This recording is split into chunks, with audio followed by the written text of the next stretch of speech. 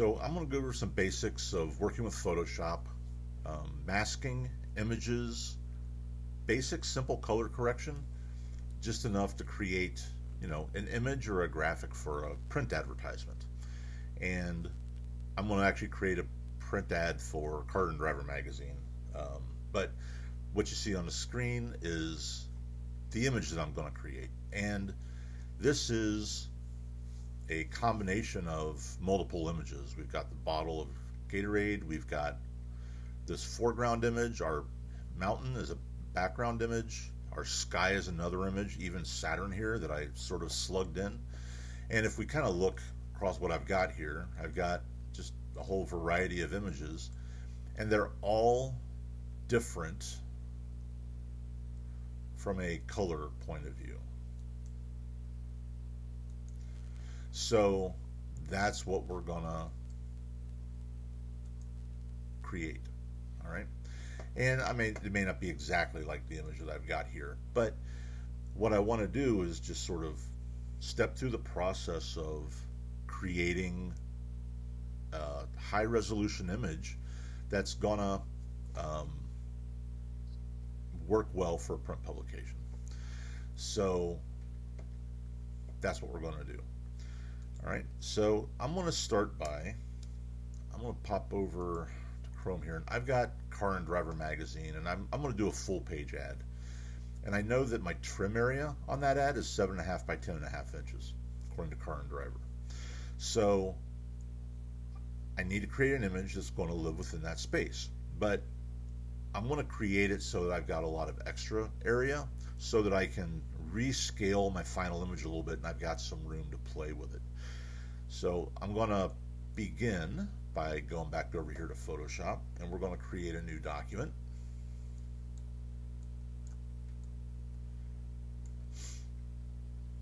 And let's see. So our ad was 7.5 by 10.5. So I'm going to put 7.5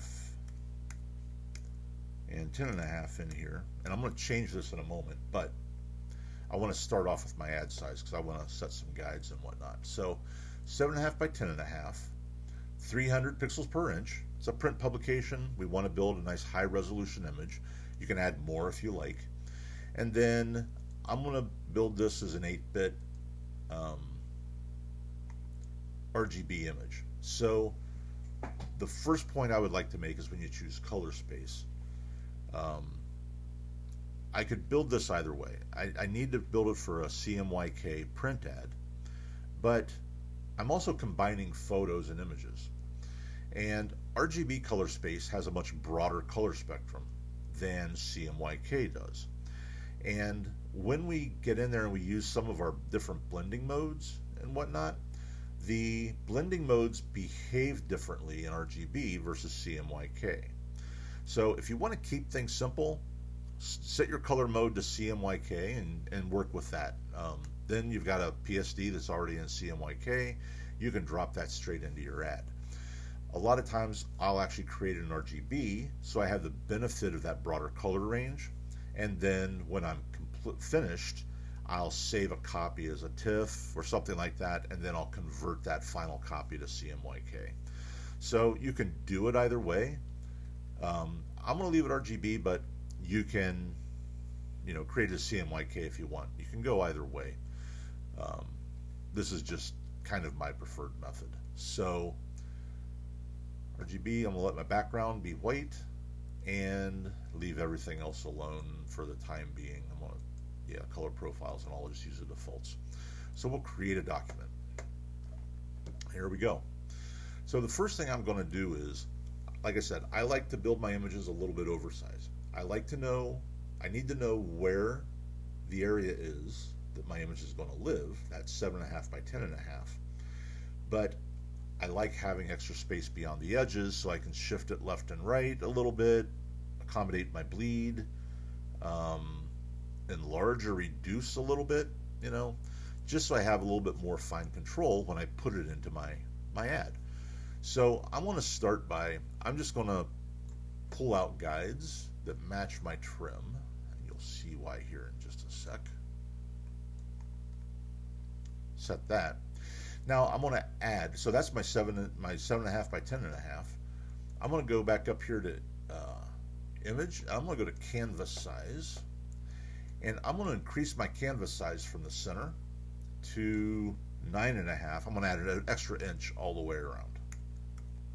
I find an inch usually gives me everything I need. So that'll be 9.5, and that'll be 12.5.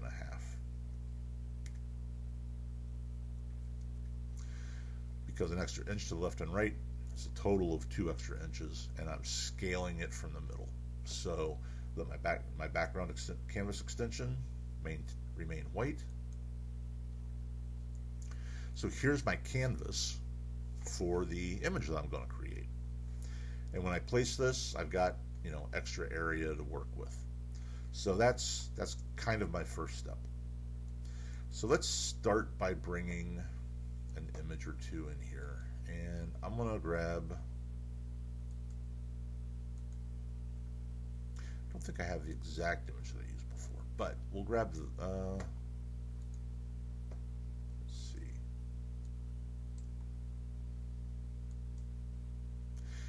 yeah, let's start with our background. So I'm going to grab this, so I'll copy that, and go back over here, and we're going to start by pasting that in, and we'll just resize it a little bit. I don't know specifically yet, but something tells me that will probably work out okay. I got this kind of tan and teal color combination going, so we'll place this to start with, and I'm going to name my layers. Name your layers. As you build out artwork like this, you get a lot of layers. Use Photoshop's tools to help you keep that organized and straight. Name your layers. We can group layers. Create a group. We can use smart objects. You know, any number of things to help us kind of pull this all together. I'm also going to build most of this stuff non-destructively, meaning that I'll have the original image, but I'm going to build other layers on top of it to modify that particular image, so that at any time I can edit those, my color adjustments or my masks, and I can modify those, or I get it all out of whack, I just don't like what I've got going, I can remove them and I can start again. So we're going to, you know, build this out non-destructively as much as we can from beginning to end. So I'll just grab, we'll try and make, let's see.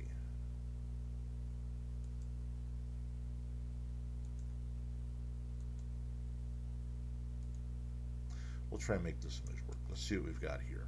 I got all these images from unsplash.com. Pexels.com is another one where you can get free high resolution images. I always download the absolute largest that I can, so I have as much to work with as possible. Go back over here, and I want to place this. That may not be what I want. I might want to find a better image that matches more of my original image.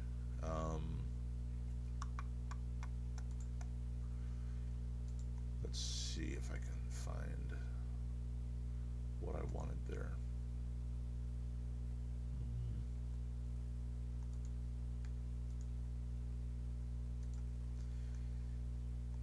Let's see. I think maybe this is the one I want. Let's open that up. That's the one I want. Alright, so let's drop that onto Photoshop. Select all of that, copy it,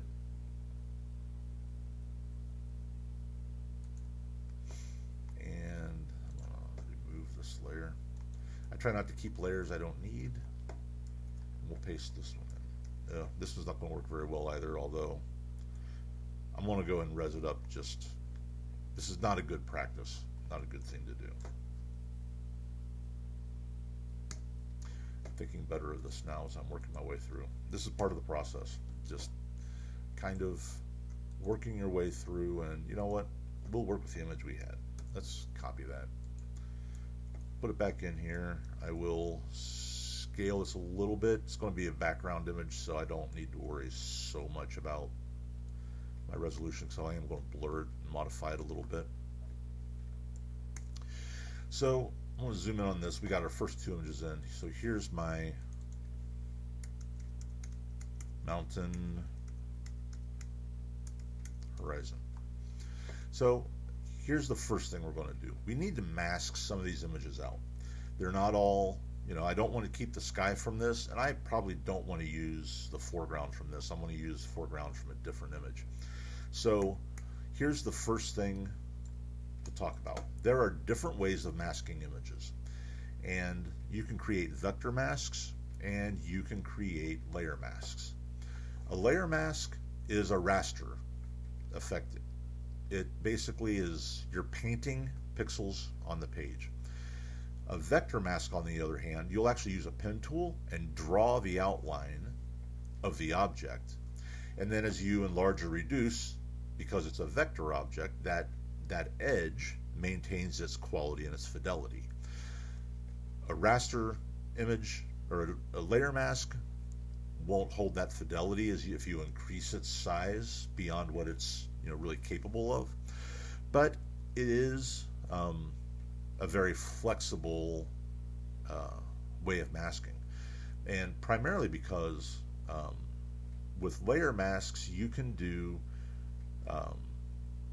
different values within that layer mask to mask different areas of your image differently. And that's something you can't really do with a vector mask. So I'm going to use a layer mask here. I'll demonstrate a vector mask real quick. And it is, basically we'll go to our paths layer, grab our pen tool from our tool palette, zoom in here, and I'm just going to sort of go along these mountains and gradually outline them. And it's a time-consuming process, but you get a lot of control over your edge. So I always try to go just inside of the area that I'm masking. Probably going a little bit overboard in some of these areas, but I'm gonna guess that that's not going to matter a whole lot. If I hold down my Option key, I can change the direction of my handlebars.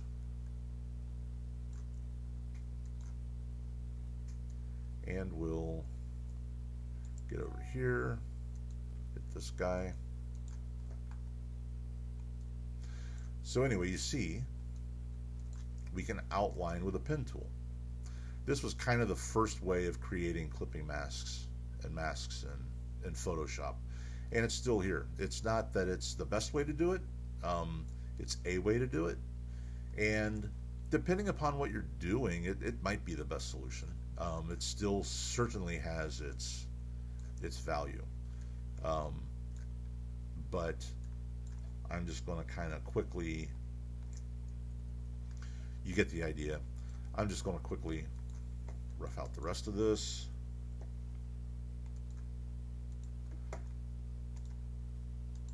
And I'm going to complete that path all the way around. And then on my layers, my paths layer, I can name this Mountains Outline. And if I look down here across the bottom, I've got different options. I am going to use this outline I've got selected, come back over here, and with this I am going to make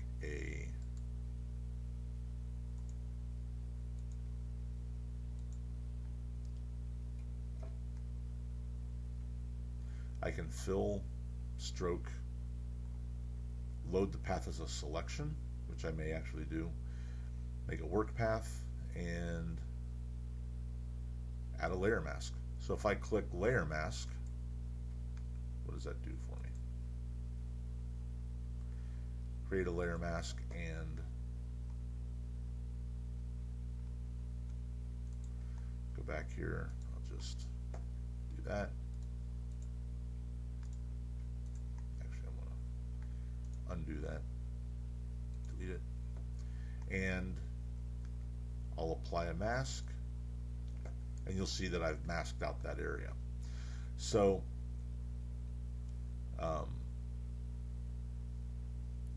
this thumbnail shows us the area that's masked. So anything that's white is opaque, anything that's black is transparent. And it's good to remember that, because that's what gives us our definition from our mask. And if I zoom in here, you see this is fairly hard, but if I grab my paintbrush tool, and I'm just going to size this down a little bit, make sure that hardness is set to 0 so it's soft edged. I'm going to paint right along this line here. So watch what happens. As long as I've got my layer mask selected, I'm going to paint along here. Just crank my opacity back up. If I paint along here, you see that I get a softer edge, which is kind of what I like about this. Is a layer mask. I actually took my vector path, made a selection, and made a layer mask out of it. I prefer layer masks. So, you know, I can isolate that with a soft edge. I can crank the hardness up on this. I usually don't go all the way to full strength, but we can do that. Drop our paintbrush size down a little bit, and I can paint around the edge of my mountain as well. A little on the difficult side with a mouse, but if you have a Wacom tablet, it might make, you know, sort of masking these areas out a lot easier. If I hold down my shift key as I'm doing this, if I hold down my shift key, I hold down my shift key, I can paint a straight line. So I can also mask out an area by doing this. Remember that white is opaque, black is transparent. If I tap the X key on my keyboard, it switches my color over here. And now if I paint over this area here, my sky shows back through because I painted white on top. So I'll undo that, tap X again, it'll switch my colors back, and I can continue masking out my mountain range, which I'll just do kind of quickly here. I usually do sound effects as I'm doing some of this kind of stuff. Anyway, you get the idea. So we can paint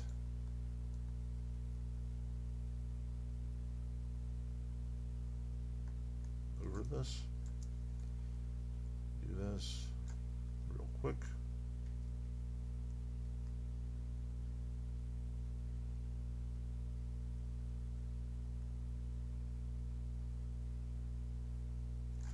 I can go back in and clean that up later, but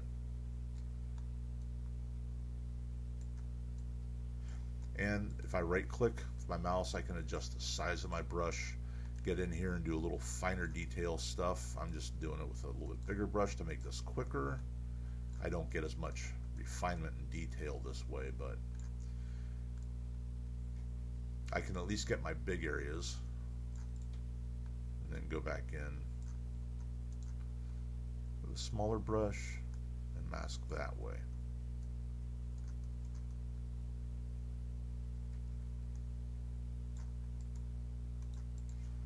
Smaller yet.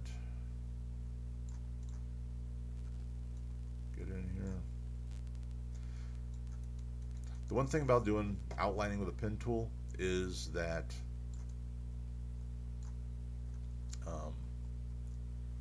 with a pen tool you can get much finer control in some of these corners and whatnot. You got to go pretty small on a brush to get a good corner. So I could spend more time on that, refine that a little bit more, but you see we're starting to combine images here. If I, turn this off, turn that back on. So I've got that layer mask on there, and I can, if I right click on it, I can disable it, see my entire image, re-enable it, and I can keep working.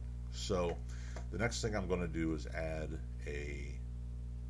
I'm going to use this image for my foreground. So let's select all of that, go back, paste that in there, and it's a nice big image, so I'm going to kind of use as much of that as I can, I think, because my bottle that I'm going to set in here is kind of big. So we'll just do this. I may need to adjust this a little bit more. Let's escape that and see what I got.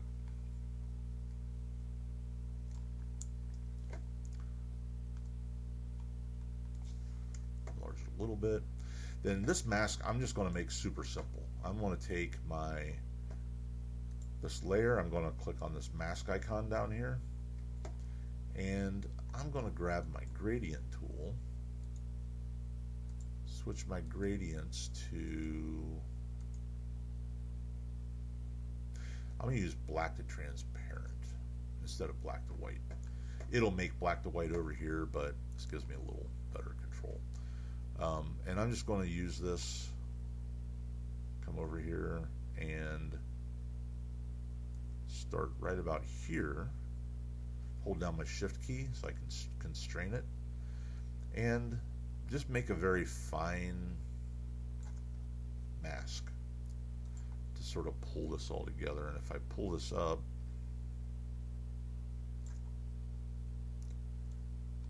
maybe I want a little more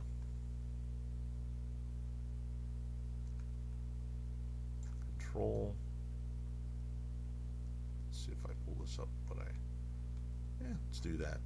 That's a kind of a nice blend. You see I got area down here that's not being filled, but I'll come back and I'll fix that later. So using 3 different images here, I very quickly created my background, a midground layer, and my foreground layer.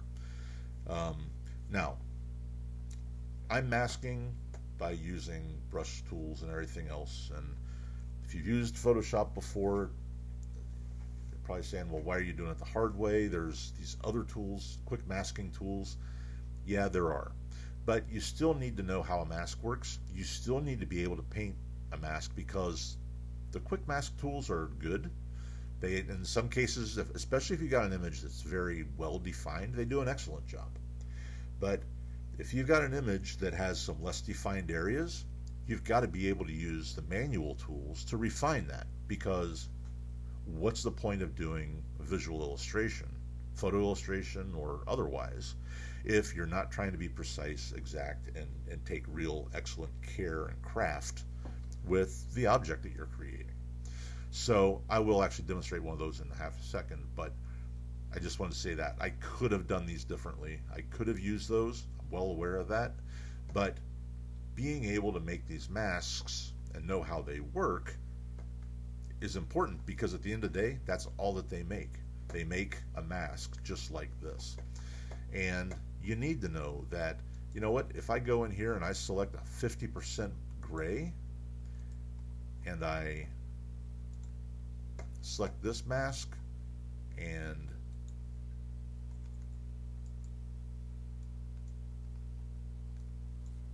paint over my sky, I'm going to get a 50% opacity on my mask in that area.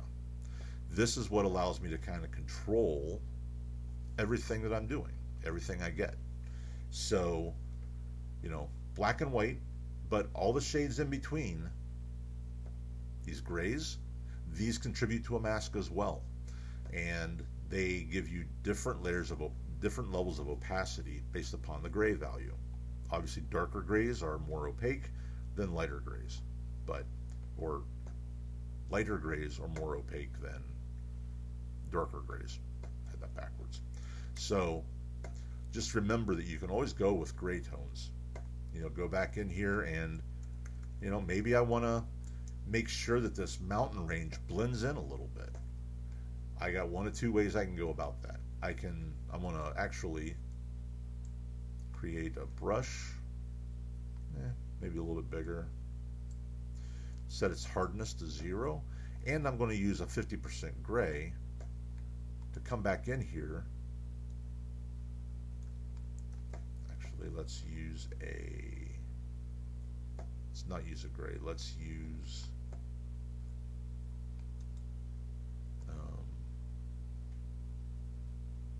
could use a gray. You know what? I'm going to go back to black, I think.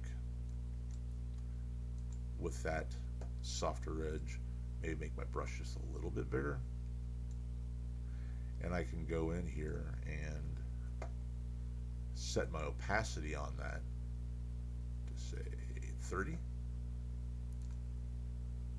And I can kind of ghost my mountain range into that background a little bit and introduce a little bit of atmospheric perspective. I've got an area here that's a little further to the foreground that I probably don't want to have affected that much. Switch this back. Actually, I didn't want to use this image, but it's kind of working out well. And I'm going to flip this back to white and make sure that this object has a little more strength. So we can fine-tune our masks that way. And if I were to zoom in on this, I don't know if I can make this thumbnail any bigger or not. Let's try.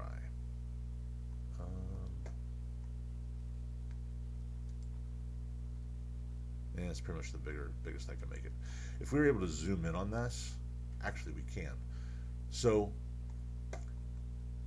this is our layer mask. If I go into my channels, you'll see that I've got my red, green, and blue layers, but here's that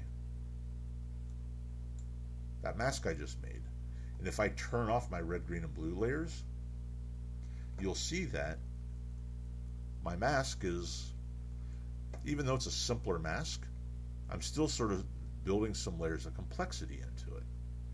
And I do that with different tones of grays or different values, different opacities on my black brush in order to do that. And if I have that mask on, it kind of turns the areas red that are masked out. So just flip that off, come back over here, and you see that I can get some real control this way. I personally like layer masks, but vector masks work very well with a pen tool. So we'll just make this bigger and more opaque. Oop. Switch back to black, and it'll just sort of knock this mountain range back a little bit as well. So these are the ways that I kind of blend images from one into another. And for what I'm doing, you can see that. I really would rather go in and get a little better control over some of these edges, but I'm trying not to take forever to do this, so I can kind of move this along. So there's masking. And we can, I've also got my Gatorade bottle. Here's one where we'll give our object selection tool a try. So I'm just going to click and drag around this entire thing. We'll see how this works out. And that works out pretty well. It does a good job of isolating, finding those edges. But you'll see that it doesn't get into the nooks and crannies super well. So I can take this selection, select and mask, and then I've got some other areas in here that I need to be able to fix. So I'm just going to go ahead and accept this, say OK, and I'll just mask with that. But I still have to be able to go in to these finer areas. This is one of those cases where I actually probably would have just outlined this with a pen tool. I'd have done a vector mask, I think, regardless. But just in order to show it, they are great. They can make the process fairly quick, but you still need to know how masks work. You still need to know how to customize these masks in order for them to be able to really control them. At the end of the day, that's what we're trying to do. We're trying to control the results. And you see that for as good a job as it didn't do a fantastic job. Honestly, this really isn't acceptable. I'm going to take it in the interest of time, but it's really not acceptable. It really needs cleaned up, and you can do some refinement with these masks. You know, there's no such thing as a true hard edge in nature, so I always feather masks just a little bit, just to soften the edge. But even so, there's some areas of this that really just aren't acceptable, and I normally wouldn't accept, but this time I will. So I've got this. I'm gonna, let's see, up here's my composition. I'm just gonna grab this, go up here and drop it in, and we'll pull it above. It's nice and big. Command T on my keyboard. I want to scale this down, and I may have a few issues of scale here, but we're gonna give it a try. We'll do that, and maybe I'll just, I think my original, I had it sort of at an angle, so if I can rotate it here a little bit, pull it to the side, we'll accept that. And now I can further modify this mask. So I need to blend it. I want to embed it in the sand. So I'm going to pull this down. I'm going to do a real simple one here to start with. I'm just going to, with my layer mask, I'm going to grab gradient, black to transparent, and I can refine this mask just a little bit. Oop, wrong direction.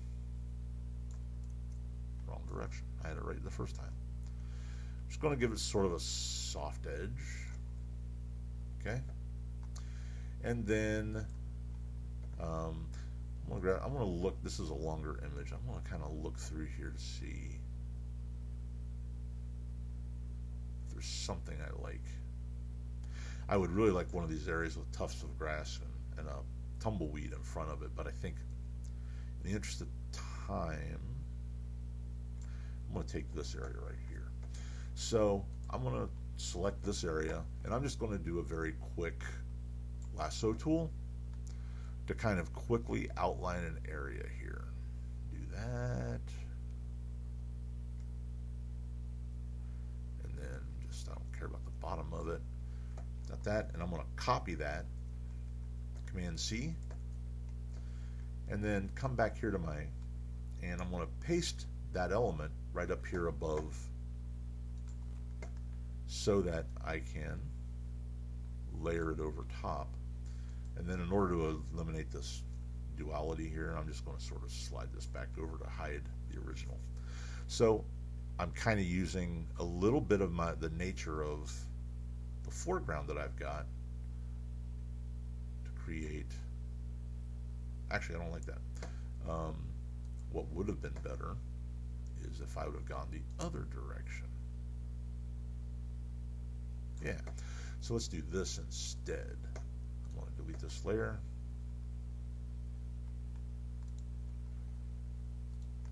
And I'm going to do this again. So I'm going to start over here this time. Come across and come up along this edge. Back down. I'll still take quite a bit, but we'll do that. And because I think what I want is for this edge to be sort of like it's resting up against it. So we've done that. I'm going to copy it from this layer, select my bottle layer, and paste it above it.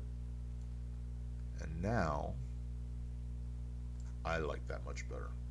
And then I'll just grab this background layer and slip it back over. Zoom in here. I could probably get away with scaling this up just a hair. Just a matter of degrees, kind of. Do that. And then I want to eliminate, if I look real close, I can see some edges here. So I'm just going to pop a mask on that, grab my paintbrush, and I'm going to quickly, 0 hardness, soften that edge. And here's kind of what I mean about, yes, you can, there's automated tools, but when you get into stuff like this, you really need to manually create some of these masks. And I don't like how hard this edge is, so I'm going to grab a blur tool,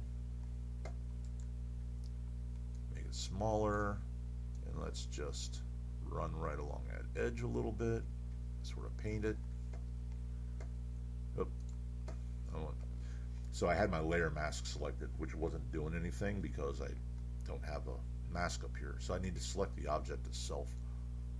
I talk about destructive and non-destructive. This action right here that I'm doing is a little on the destructive side because this is all I have. But I can't recover from this change. If I decide I don't like that blur, I've kind of just got to do it again or do a couple levels of undo. But I'm going to do it anyway. And then I need to, toss a little bit of a shadow up here around my bottle. I'm going to add a new layer up above it. Oops. Add a layer above it. If I hold down my Option key and hold my cursor right over the break between those two layers, you see how the cursor changes? I can use the lower layer as a clipping mask for the upper layer. So, see how that pops that over? Now, if I were to grab a paintbrush that's black, and I just want to paint black onto this layer for a shadow, you'll see that even though I'm painting out here, it doesn't extend beyond this line. If I were to break this mask, you'll see that I painted a much larger area, but it's being isolated to the layer below it. So let's do that. I need to use a blending mode here to multiply that into, that'll multiply that black into the bottle colors. And then I'm just going to sort of drag this opacity down. I haven't really looked at this yet. So I can adjust the opacity on some of these layers. And that's not bad. So that kind of constructs our image. I can add some image to the bottom of this by, select this, we'll grab a rectangle tool. There's a nifty little feature. If I select this area with the layer that I'm working on selected, if I go up to the Edit menu, I can go to Edit, Content Aware Fill. That's what I want. And based upon the rest of this image, it will fill in that bottom area. And I'm just going to apply it to the current layer. It's probably not going to be an area that I use, but I want to make sure that it's covered just in case. So we'll do that. Current layer, say OK. Now when I zoom in here, you'll see it does a pretty good job of extending that. So I've got my image filling this. The one thing I haven't done yet is any color correction. I've just taken and kind of built up a bunch of layers. I really probably need to color correct this some because the colors aren't really all in line. They're pretty close. And usually, a lot of times when you do this, you might have two images that are totally different in color value, like the one mountain that I almost used. By adjusting color, the color blending though, we can pull these images all closer together in value. So, and that's something, I'll look at that in a different, I'll do a second video that kind of talks about that. I'll spring off from this. I might even replace this with the mountain with a different image, just so I can demonstrate that better. But the way I look at it, there's a couple of ways to approach creating an image like this. When you're gathering your images, be selective. Grab images that both speak to you, that you like, but also are similar in color value, color space, so you have less color adjustment to do to them. But if that's just not the case, if you just can't find that, and you've got, I really love this set of mountains, but they're all green and I've got a desert scene, we can still do something with that. So always look at your selection of images from the standpoint of, I want to do the least amount of work as possible. And try to select images that are similar so that once you've done your rough composition, it doesn't look half bad. We're always going to want to fine tune it. We're always going to want to bring those colors closer, because we should always care about our craft. We should always care about the details in everything we're doing. Things like poorly outlined mountains and colors not matching up, and actually kind of the quality of how this blends in, all bother me immensely. But if in the interest of putting something together quickly, it's not half bad. So I kind of wanted to do one other thing here real quick before I end this composition portion. And I'm going to save this real quick. Actually, I want to save it here. New folder. Escape. And we'll save it there.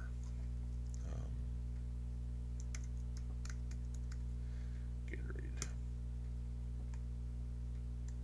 Save that there. And I'm going to go back. I want to go to InDesigns because I already have an InDesign document made up for my ad. And it's already the correct sizes. It matches the size of the image that I just made. And you remember that whenever I created my artboard here, I based it off the dimensions of this ad. So I'm going to delete all this stuff. W on my keyboard. And let's just draw an image box out to our bleed area. And I'm going to place my Gatorade image into it. So if I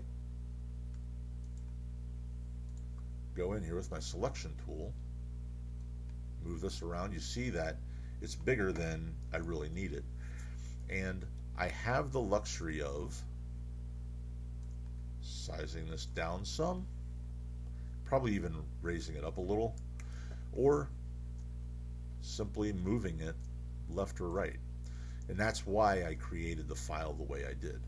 So once you've got things rough together, it's always nice to come in here, take it out of context of your Photoshop document, put it into what it's going into primarily in the end, and see what you've got composition wise. And that looks okay. However, I'm seeing some things that bother me. I got the bottom line of these mountains and the line of this label lining up here, and that bothers me. I don't like that tangency, so I've got more lines to contend with up here high, so I'll probably actually slide it down.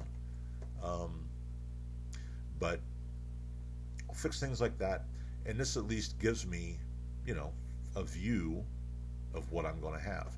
And I can place my text in here, just so I can see how it all places up, adjust my composition in my Photoshop document. I can come back over here and let's grab these three layers. Just for sake of argument, we'll slip those down a little bit. So now that tangency's gone. Save that. Come back over into InDesign. My links, and I'll refresh that. Okay, so that's a little bit better. Anyway, I can go in and out, back and forth, in order to position my artwork and get everything set the way I want.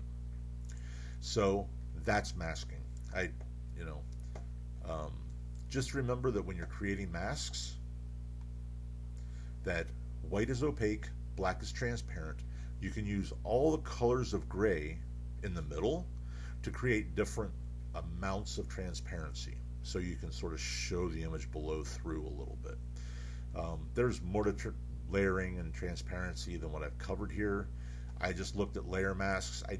I showed you how to outline with the pen tool, but I've actually got another video that actually I think does a better job of that. The idea is just to kind of quickly put out there how to composite an image. So mine might be kind of complex based upon what you might want to do, but you can certainly do things that are much more complex than what I've got here. Always name your layers, dust mound front, here's my shadow, and here's my bottle. And I could take all of these items because they're all related to each other, and I could select those all, come down here to this little folder icon and click on it, and this is my bottle. It just helps clean up my workspace, but I can always open that folder and there's those items. And as an element, I still grab individual items if I click on them and move them around. So those are kind of some basics of layering, masking. Much more you can do with it, much more in the line of details, but that at least should get you through.